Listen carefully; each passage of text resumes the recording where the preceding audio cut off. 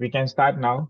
So once again, good morning, good afternoon, good evening, everyone, based on from wherever you are joining in. So today we will be diving into the DORA, which is Digital Operational Resilience Act. It's a regulation from the EU that is fundamentally reshaping how the financial institutes essentially approach operational risk management. Now, my name is Nikhil Raj Singh. I'm working as Chief Strategy Officer at Ampcus Cyber, and I have over a decade of experience in governance, risk, and compliance. So I have seen firsthand how regulations like this can, make or break an organization's resilience, right? Especially in the face of ever evolving threats to IT systems, cybersecurity, and data privacy, right? So we will see what this regulation is all about. This is what the agenda for webinar is going to look like. We would understand what DORA is, where does it apply, some key timelines, what is the scope, the controls which are recommended in the regulation, and then of course what you as an organization can do to achieve DORA compliance. We have also integrated a checklist for you to have a look and go through it and see whether or not you're aligned to DORA compliance already. Then I'll also give you a quick brief on how we as Ampcus Cyber can help you achieve DORA compliance, a bit about us, and of course our accreditations, because if I don't do it, the marketing team is going to sit on my head. So I just want to cover that piece as well as part of the webinar. Having said that, very quickly, the first thing is what is DORA and what are the key objectives of DORA? Now, DORA is not just another compliance checkbox. It's a massive shift in how financial institutes will operate, considering it has a lot of emphasis on operational risk. Now, at its core, it requires the organizations to adopt a holistic and proactive stance for managing operational risks, right? So it doesn't matter whether you are a startup, which means you are a small fintech startup, or you are a large multinational bank. The mandate applies to everyone in the EU financial sector. Now, primarily, it is a three-dimensional regulation, if you want to put it that way, and it covers basically your IT systems, which means ensuring that your IT infrastructure is robust, it is secure, it is resilient. So this includes everything from disaster recovery protocols to managing the system's downtime effectively. The second dimension is, of course, cybersecurity, right? We are right now in the space where threats continue to evolve. So the defenses that we implement, the controls that we implement, those controls also need to be evolving according to the threats. Now, DORA as a regulation emphasizes on the importance of things like real-time monitoring, incident response capabilities, the threat intelligence, so on and so forth. Then the third dimension is the data privacy piece. Right. Now, in EU specifically, GDPR already had set the base, right? It has already set the stage for stringent data protection. DORA goes a step further to what GDPR has already done. And what it does is it ensures that the data privacy is integrated, or if you want to say baked into the organization's resilience strategy itself, right? So that's how it takes the data privacy to the next level. Now, for people who are already seasoned with governance, risk, compliance, or people who have seen regulations in their previous experiences, they might feel that DORA as a regulation is more or less blend of existing best practices in IT risk management, in regulatory compliance, in resilience, etc., etc. Right? But the objective of DORA is to make sure that it takes operational resilience and makes it a business-wide priority and not just something which is very dedicated to IT, not just something which is just an IT problem. DORA emphasizes it to make it a business problem, right? Now, the key objectives that DORA addresses. So the primary goal for DORA is pretty straightforward, right? To ensure that the financial sector can withstand and it can recover from any sort of operational disruptions, right? And there are three core focus areas which are there in the DORA regulation, which are essentially addressed as the key objective. First is, of course, the consumers, which is one of the primary objectives. Imagine you are an organization which is, offering payment services. Now imagine that organization going offline for hours due to an IT failure. Right? The customers lose access to their money. The customers' trust also depletes.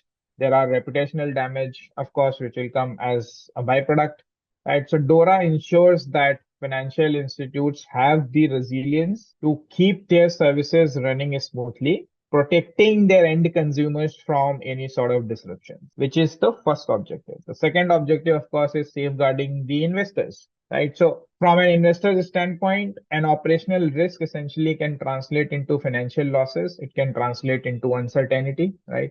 So DORA talking about business continuity planning, DORA talking about stress testing, DORA talking about risk mitigation kind of gives the investor that confidence that this particular organization or this particular institutes are robust enough to manage risks proactively. Then, of course, the primary objective, since it is very much focused on financial sector, so the last but not the least objective is stabilizing the financial system as a whole.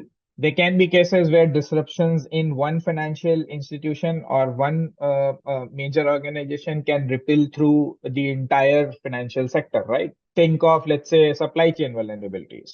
Think of systematic cyber attacks, right?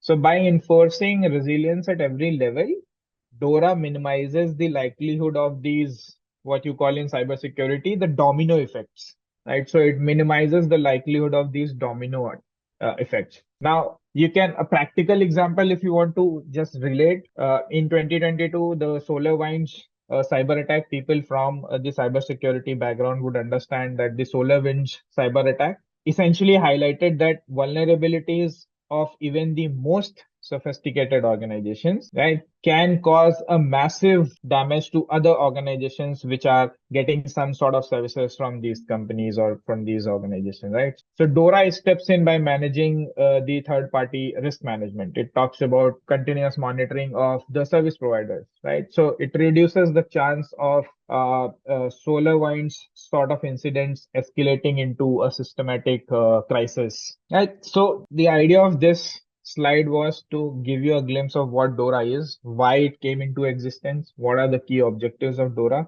Now, the second question that everybody has essentially when I say financial sector, where all does DORA apply, right? Which all specific organizations, which all specific institutions need compliance with the DORA regulation, right? Now, there are two categories from an applicability standpoint. One, of course, is the financial institutions, which is pretty straightforward, right? So it applies to banks, it applies to insurance companies, it applies to investment firms, it applies to payment service providers, right? So banks is pretty self-explanatory, right? Insurance companies, investment firms, payment service providers, all of these are essentially the primary players in the financial sectors, right? And this is where the DORA as regulation gets applicable to. The second side of applicability is the third party service providers, which are known as the critical third parties, right? It specifically addresses third parties as critical because it says these third parties are essentially providing the core services to financial institutions. So, for example, let's say an IT service provider, right, which can provide the financial institutions things like a core banking system. They can also provide cybersecurity solutions, right? So these vendors more or less form the backbone of many financial operations that are carried out within one single financial institution, right? And any vulnerability in their system could expose A, that particular financial institution, and B, other financial institution as well, which are getting similar sort of services from the same service provider. Then there is the other category, which is, say, for example, cloud infrastructure companies, right? Right. A lot of financial institutions are migrating to cloud, right? So the resilience of cloud providers becomes a non-negotiable aspect from the operational security standpoint, right? So by including these critical third parties, DORA as regulation makes sure that you have a holistic approach of operational resilience, which means you fix your home as well and then fix things or fix services which you are taking from external vendors or external providers, and make sure that your external vendors, your external dependencies, all of those are also resilient enough to support your business as a whole. There are some key timelines which were initially discussed about. So, in January 2023 is when the act got the regulation essentially got published first, and then there was a requirement for everybody to go ahead and appoint a DORA compliance officer and start looking at implementing the DORA regulation within the organizational practices. And post that, January 2025 is when DORA became regulation, and then you had the requirements, the mandatory requirements coming in, wherein you'll have to go ahead and do risk management frameworks, governance structure, incident reporting, so on and so forth, that we will cover in the next slides. But these are some of the key dates. So as on today, it is essentially, if you are an organization which is in the financial sector, DORA would apply to you, and you will have to go ahead and implement certain practices in your organization to make sure that you are aligned to what is expected in the DORA regulation. Right now, a quick thing on the applicability example. Right, so we had discussed two major categories. One was, of course, the financial institutions, and the second category was the critical third parties, right? Now, within financial institutions, it applies to, so when anybody goes ahead and reads DORA, you would understand that the scope, the comprehensive scope, is one of its most prominent and defining feature as a regulation.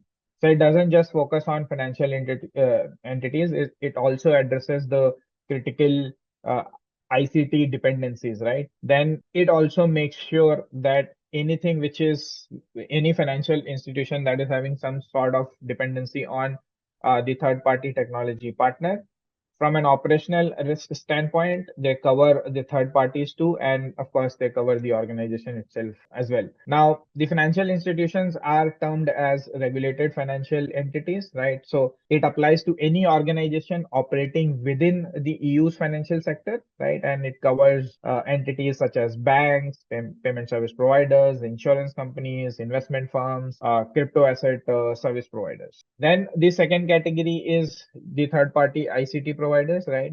And these are all external service providers offering digital or ICT services which are critical to financial operations. Now, these can include your cloud service providers, your software vendors, your infrastructure providers, your data center, etc. Right? So these are the entities, these are the type of institutions, these are the type of organizations that would need compliance with the DORA regulation. Now, if you understood the regulation, if you understood where it applies to, and if you feel that you are one of the organization which need compliance to DORA regulation, the next thing which comes immediately in mind is what is the scope of implementation, as to what do I have to do, what are these areas, the key focus areas that I as an organization have to cover to make sure that I am compliant with the DORA regulation. Now, these are five key areas which are very extensive if you ask me, right? So it covers risks from all the different type of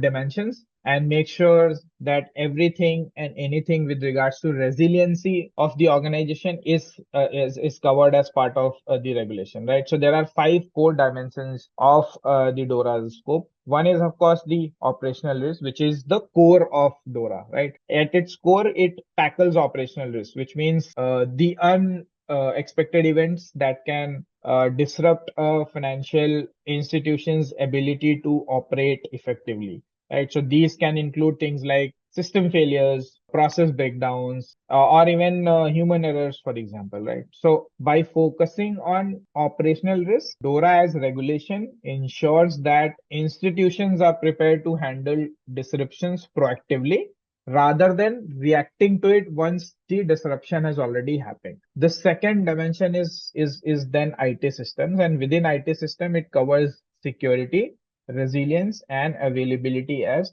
three core parameters. Now, as of today, financial services or financial institutions depend a lot on IT systems, right? Things like you have core banking platforms, you have payment gateways, right? So DORA's regulation puts a lot of emphasis on securing these systems and securing these systems against unauthorized access, securing these systems against uh, uh, any sort of disruptions, maintaining high availability, reducing the downtime, etc., etc.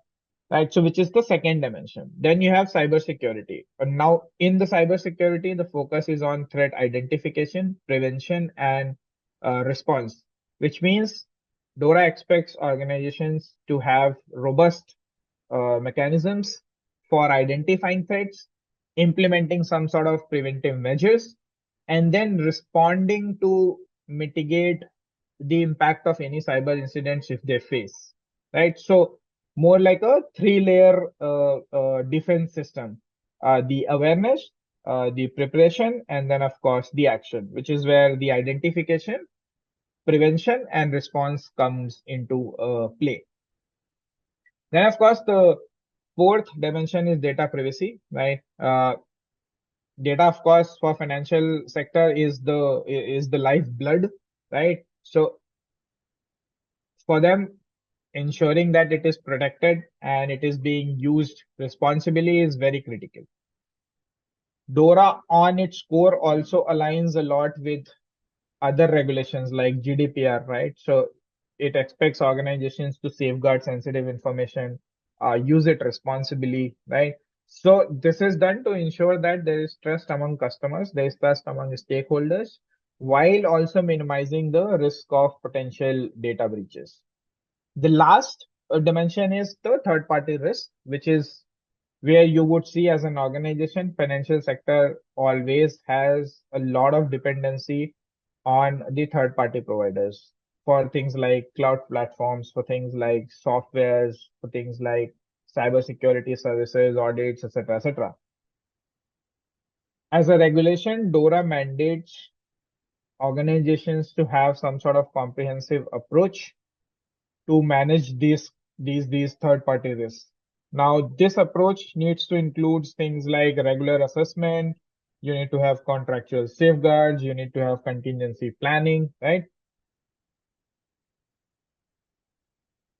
And this is to make sure that the dependency does not become the weakest link in your resiliency chain, right? So that's the idea by which third party risk has been considered as one of the dimension in the DORA regulations, right? So these are the key areas in which the regulation has been drafted upon. There are some of the examples that I have kept, and these examples are only for you to relate with uh, different type of entities which may need to comply to DORA as a regulation, right? So first, of course, is the bank. It's a retail bank uh, that has cloud dependencies, right? So if you have a retail bank which uses a cloud provider to host their customer transaction database, from a DORA standpoint, what they'll have to do is they will have to take proactive measures to ensure the resilience and compliance of its cloud service providers, right? And this will include three primary responsibilities. One is, of course, uh, ensuring that there are adequate resilience measures deployed. So the bank has to go confirm that the cloud provider has implemented robust resiliency measures, right? Things like, do they have data redundancy? Do they have backup systems? Do they have disaster recovery protocols, etc., etc. Now, this would ensure that the cloud service provider can recover quickly from any disruption without compromising the operations or without compromising the data integrity, right? The bank might also require, say, the provider to perform regular stress testing to show that they have the ability to maintain uptime during peak hours, right? Or in the case of a cyber attack, right? So these are some of the measures that this particular retail bank can take. The second is you'll have to go as a bank, they need to go and monitor performance and compliance, right? So the bank must track the provider's performance to ensure that they consistently meet the security, resilience, and availability criteria as defined in DORA. How would you do it? You can have regular audits. You can have a look at how your SLAs are drafted, right? You can also have the service providers share some performance matrices, share incident reports, publish dashboards, etc., etc. The third piece would be the incident reporting, right? If the cloud service provider experiences any breach or if they experience an outage, it is a duty of the cloud service provider to notify the bank. And then, of course, the bank has the duty to notify the relevant regulatory authorities, right? So this would mean the regulators can then assess the systematic impact of the incident and ensure that if there are any remediation steps are to be taken, those can also be implemented. The second example is of a payment processing company that facilitates transactions across EU countries, right? In this case, if they have to, let's say, comply to the DORA regulation, some of the things that they can do is look at testing their ICT systems, right? So they have to regularly test the ICT systems to ensure that they can withstand the disruptions, right? It can be from technical failures, it can be from cyber attacks, it can be from natural disaster. But the point is they need to test their ICT systems regularly, right? Just like in the previous example, here also, if you want, as an organization, you can do stress testings, right? So to see whether your infrastructure is capable of handling peak transaction load, whether it is capable of handling uh, the number of transactions, say, for example, coming in a holiday season or during a sales event. Then you will have to have a incident reporting procedure, a clear and standardized reporting of all the outages or any of the cyber incidents. And then for continuity, you will have to have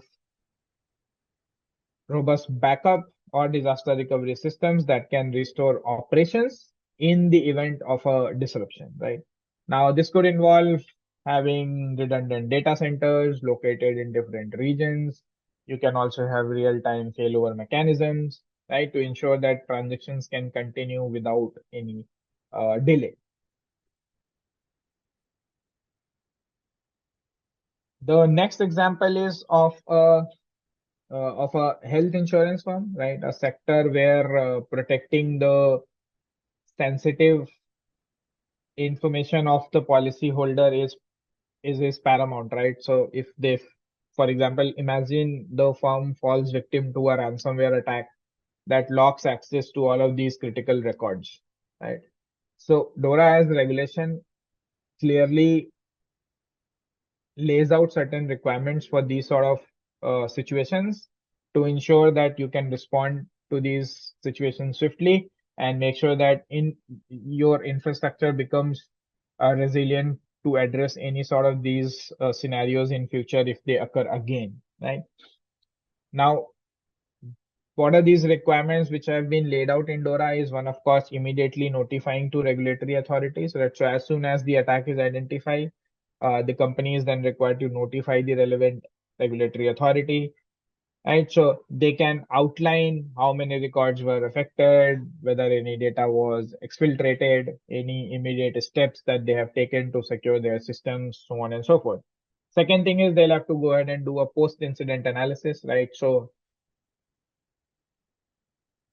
understand how the attack occurred, right? Identify if there were any vulnerabilities which were exploited, right? And the idea of doing this analysis is not just about fixing the current issue. It is about preventing the future occurrences, right? So they might, for example, discover that an unpatched software vulnerability allowed the entire attack to initiate, right? It allowed the attackers entry.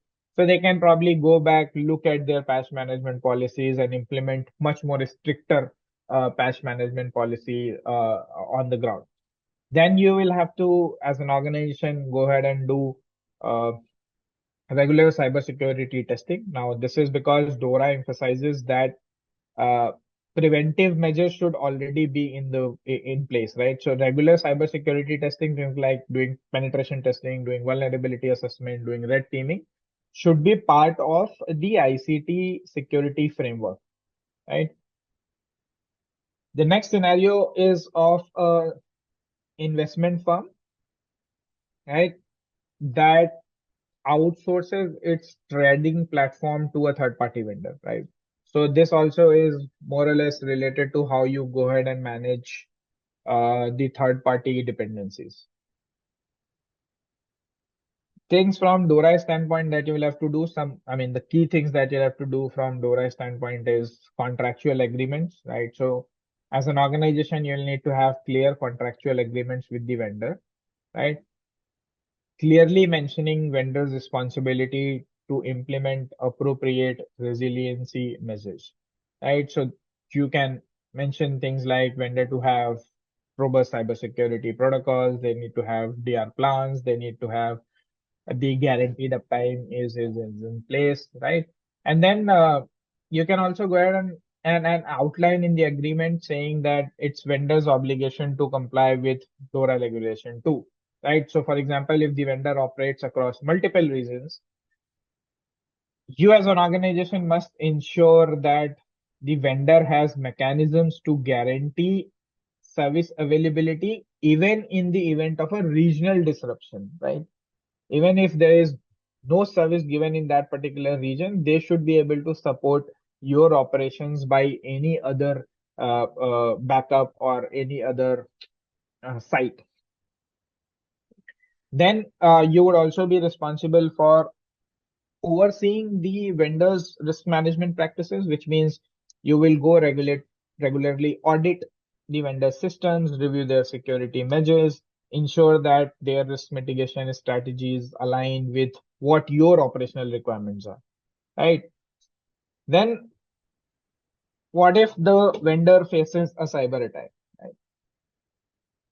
You as an organization would still be held accountable for reporting. So that means how that particular incident impacts your operation, you will have to go ahead and detail it down to the regulatory authority, right? This can include things like how the attack may affect your ability to execute trades because you're a trading platform, how it can impact your clients' funds, right? How it can impact the access to end customer and so on and so forth, right? So these sort of reporting for impact on your usual operations need to also be continued. Now, from a control standpoint, these are the four primary areas which are there in DORA as regulation, right? And you can consider them as four primary pillars of the regulation: risk management, governance, incident reporting, and business continuity. Right? This is what the backbone of DORA regulation looks like. First pillar is, of course, risk management, right? Focuses on establishing a robust risk management framework, which means you'll have to identify, assess, and mitigate operational risk, specifically for IT systems, cybersecurity, and data privacy. So if you go back to the slide, if you go back to the slide and if we see here, the The regulation came into existence considering these three things: IT systems, cybersecurity, and data privacy. This is what we had discussed when we started talking about what DORA is and why it came into existence. So your risk management framework then essentially should focus on identifying, assessing, and mitigating operational risks which are related to IT systems, cybersecurity, and data privacy. The second is you'll have to conduct regular risk assessments to identify vulnerabilities, both internal and external, right? So this proactive approach allows them to implement risk controls. For example, they can go ahead and segment critical systems. They can go ahead and enhance their encryption methods. They can go ahead or even buy insurance policies, for example, to cover potential losses, right? So you will have to put together a defense strategy where you anticipate threats before they can disrupt your operation is what is expected in risk management framework. The second pillar is, of course, governance. Right? Now, for you to oversee operational resilience, you will have to have clear roles and responsibilities for managing risk, ensuring that whoever is the decision maker, they are held accountable for resilience practices, right? And then there is a clear chain of command in the event of a disruption, right? So, for example, the CISO or the CRO, right, the Chief Information Security Officer and the Chief Risk Officer, they should collaborate closely to implement and monitor your security measures across the organization, right? There should also be defined escalation procedures in case things go wrong, right? So who do we go ahead and then escalate to? Governance also would mean that your board, your senior management is informed, or if I would say is fully informed about the risk, about the control and the potential impact so that they can make those timely decisions whenever there is a need. Then comes the third pillar, which is incident reporting. It requires firms, institutes, or organizations to develop clear procedures for reporting operational incidents in a timely and accurate manner to relevant authorities. So if an incident such as, let's say, cyber attack, system outage, or data breach, as an organization, you need to quickly assess the situation, notify regulators, and if there are any stakeholders, notify the affected stakeholders too, right? You can provide details of what is the nature, what is the impact, what immediate mitigation steps have you taken as an organization, right?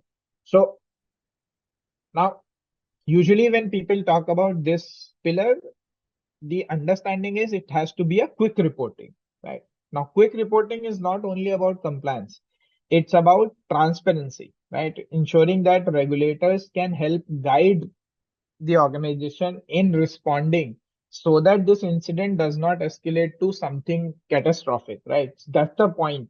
So you don't want to report only because the compliance asks you to report it, but you want to provide as much information as possible so that if the regulator has some actionable items to give you to stop the damage, you would go ahead and take those actionable items and you start immediately working on it.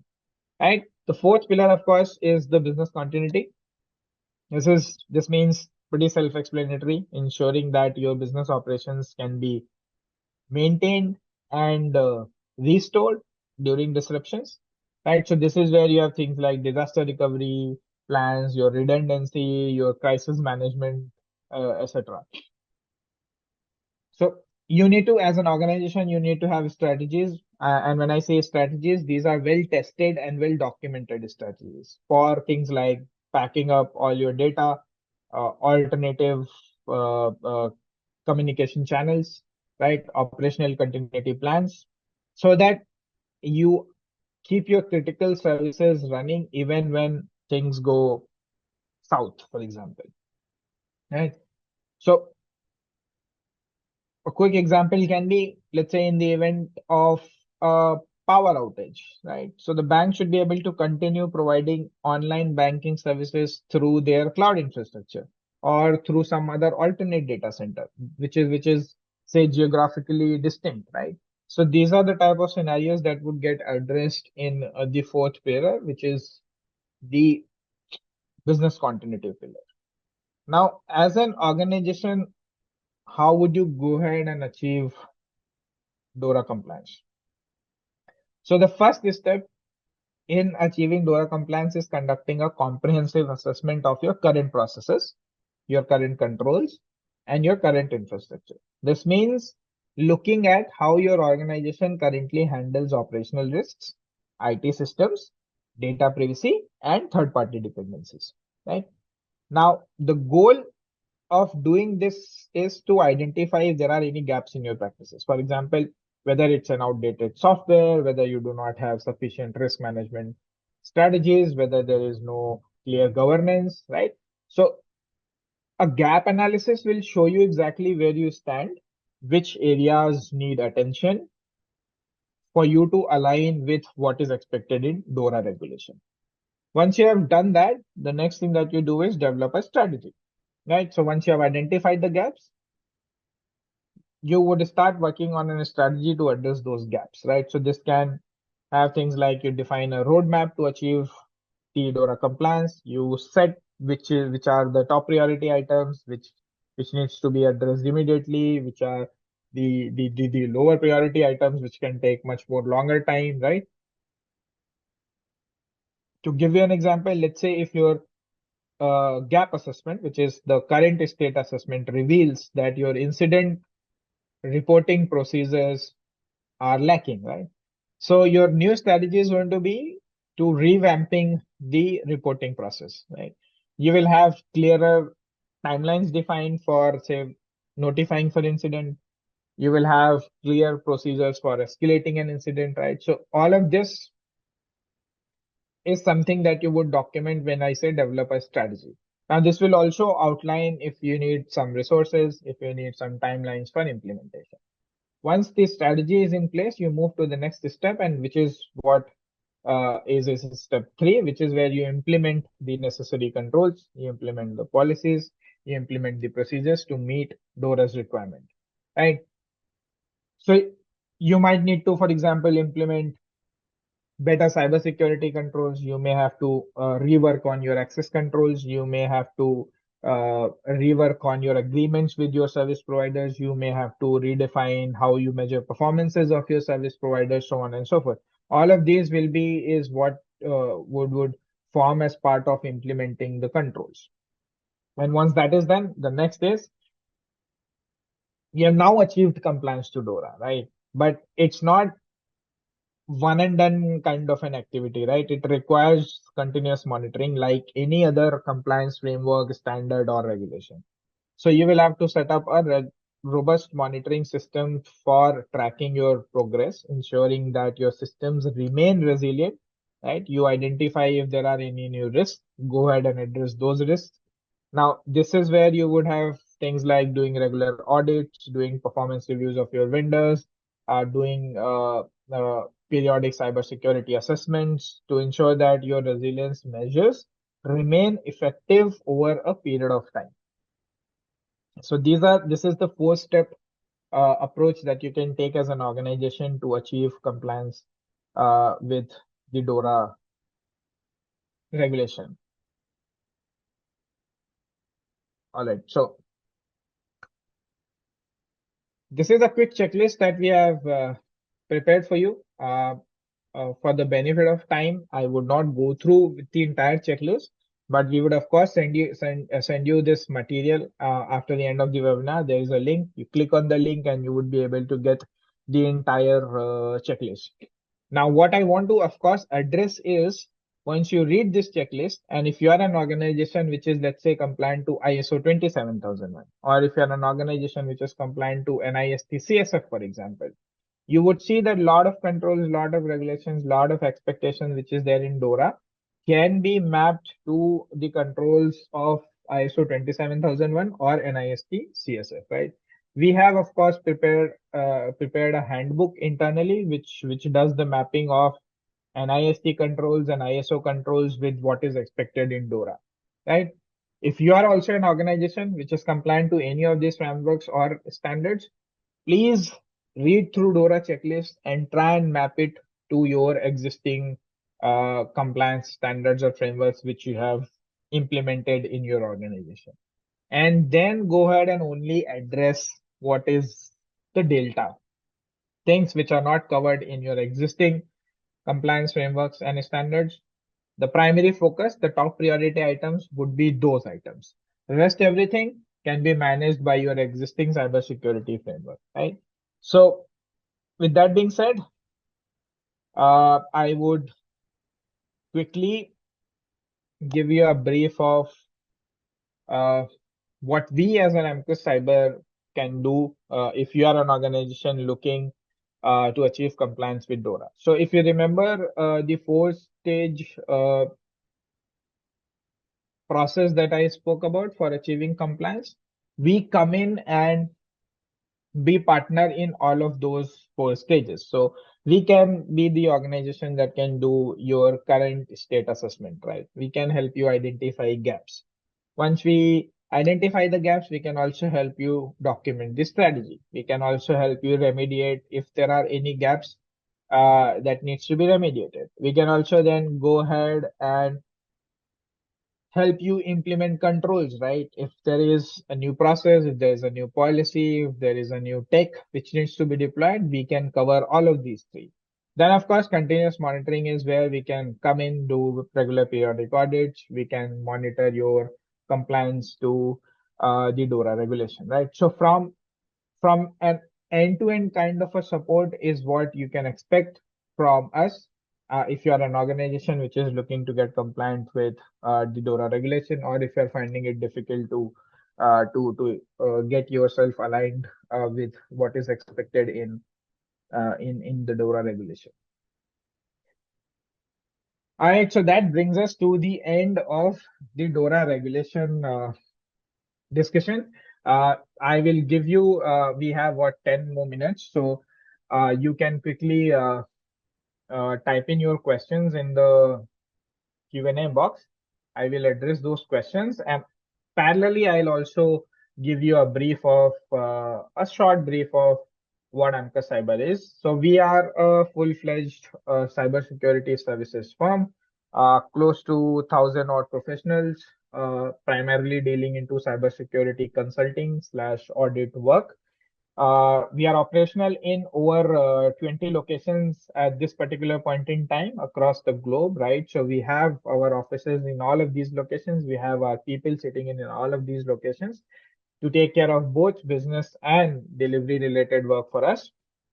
This is the bread and butter for us. This is what we do. This is what gets me salary at the end of every month, right? So we are a PCI QSA, all the PCI family of standards. Any assessment, whether it is on PCI DSS, PCI PIN, PCI 3DS, PCI SSF, anything and everything that it starts from PCI, Ampcus Cyber does it. We are also an high trust authorized external assessor. We are CREST. We are also AICPA firm. So we do SOC 1, SOC 2, and SOC 3 reporting too. And we are also an ISO 27001 implementer and the certification body, right? So these are some of the accreditations that we have at this particular point in time. And these are the accreditations that help us deliver all the different type of services that we have, in starting from the compliance work, the governance work, the risk management work, the technical testing with regards to VAPT, application testing, red team assessments, uh, virtual CISO as a service, virtual DPO as a service. Like I said, we are operational in 20 odd delivery centers. So we cover the entire gamut of data privacy as well, because we've done implementations of data privacy in all of these different type of locations across the globe. So we are very, very well versed of the data privacy regulations across the globe. We also have our own security operations center, which is where we monitor the systems, the ICT infrastructure of our customers for the 24/7 monitoring, incident reporting, and of course, the forensics and remediation work too. So that's a bit about what Ampcus Cyber is. As part of our commitment for giving back to the community, we also have a training institute, and we run public workshops. There are workshops on AI security. There are workshops on payment card security. There are workshops on data privacy compliance manager. There are workshops on NIST CSF. There are workshops on ISO 27001. There is a workshop for managed detection and response. And we keep on coming with new workshops as well as and when there is a requirement. So that was a bit brief about what Ampcus Cyber is. I would quickly go ahead and address question before we close this webinar for today, because we still have what I believe 7-8 more minutes.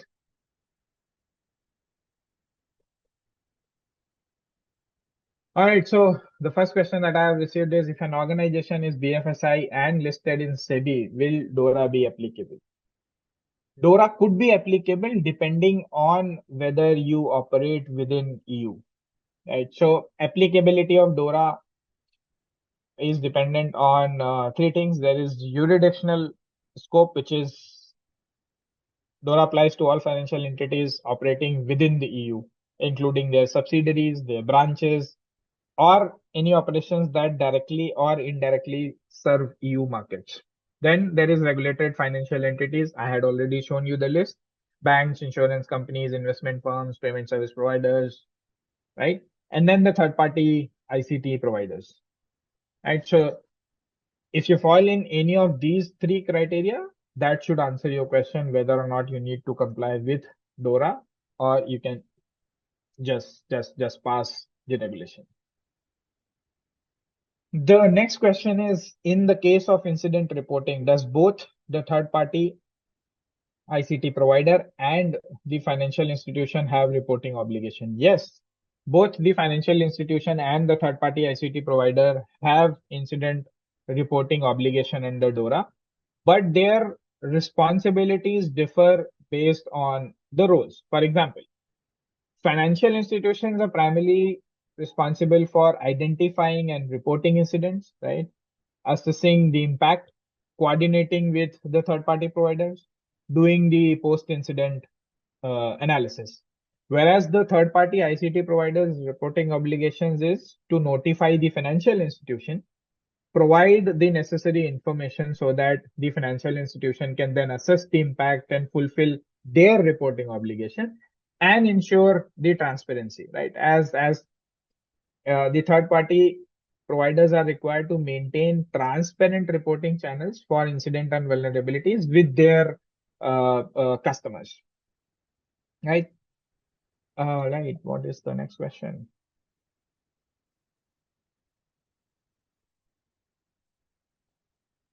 All right. So the next question is, how can we differentiate between critical and non-critical third-party providers? Okay. So the criticality, the determination whether a third-party provider is critical involves you to analyze certain factors. One is, of course, so by the definition, anything which is vital for financial institutions' core operation, for example, cloud computing, payment processing platforms, data hosting, right? So disruptions to any of these services or different disruptions to any of these uh, uh, offerings, if they can significantly impact operations, customers, or financial stability of the financial institution, then they would be considered as critical providers. Non-critical can be, let's say, somebody is providing basic software tools. They are providing office IT support. They are providing data analytics, etc., etc. Those would be considered as the non-critical providers. The second factor is the the systematic impact, right? Uh, a failure in a third party service provider's services, if it can disrupt the financial system as a whole, they will be considered as critical service provider. So there are ways and means by which you will have to identify whether or not a service provider is to be considered as critical or non-critical. All right, so do we have any more questions? We still have 2 minutes. All right, so the next question is, I think it's a follow-up on the previous question which came in. A third party doesn't need to report to authorities, only to the financial institution. Is that correct? So under the DORA, ICT providers typically do not have a direct reporting obligation to regulatory authorities. They are required to report institutions to financial they are required to report incidents to financial institutions that they serve. There is, of course, one exception. Critical third-party ICT providers, right? And when I say critical, it is already classified under DORA. they may have direct obligations to report to regulatory authorities, right? And so you will have to in that case, you may have to provide information, undergo audits, etc., etc. And so that's the only exception. Otherwise, the ultimate accountability for operational resilience is on financial institution, even when you are outsourcing it to third parties. All right, is there any more question? Okay, will DORA supersede GDPR? No. Both of these regulations are completely independent. DORA does not supersede GDPR, right? They are of course complementary, but they serve different purpose. One is very specific for financial sector only, whereas GDPR is not a sector specific regulation per se, right? So they do not supersede any of them. It's just that they complement each other. All right, so we have crossed the time. It was great speaking to all of you. If you have any follow-up questions, please feel free to reach out to us. You can see our email ID on the screen. You can also reach out to me directly over LinkedIn. You can search me by my name, Nikhil Raj Singh. You can also reach out to us directly on LinkedIn. You can search us by Ampcus Cyber, and we can, of course, be happy to solve any of your doubts, queries that you may have, and we could just jump on a call, give you all the clarity that you want. Having saying that, I thank all of you for joining in our webinar today, and we look forward to hosting you in another webinar. It was pleasure speaking to all of you, and this is me, Nikhil Raj Singh, signing off. Thank you.